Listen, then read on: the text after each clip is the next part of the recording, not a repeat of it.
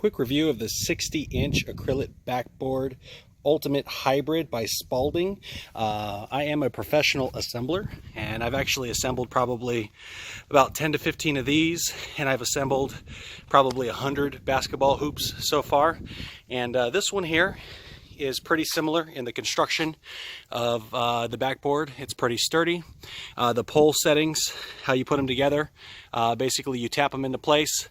They are pretty adequately the same as others, but what I really love about this system is the hybrid setup. So this gray thing here, this lid, has water in it. Under it you put 4 bags of sand, and then you fill up water in this reservoir here. Plus it also comes with a tie that screws into the ground.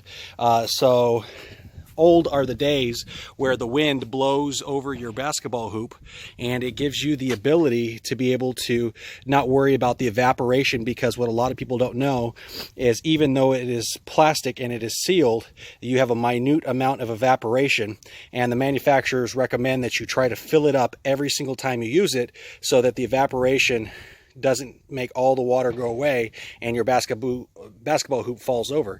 So with this hybrid setup, you have 2 water containers, plus you have 4 bags of sand inside, so you make sure that this never tips over.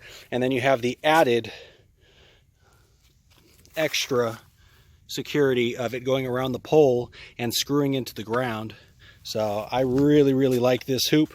It's built well, it's not too expensive, and you know, it's going to give you a lot of playing time. It comes with a pretty decent net, and the rim itself is pretty awesome as well. So hopefully this review helps. If it is, smack that thumbs up and go ahead and share it with somebody who's looking for a basketball hoop.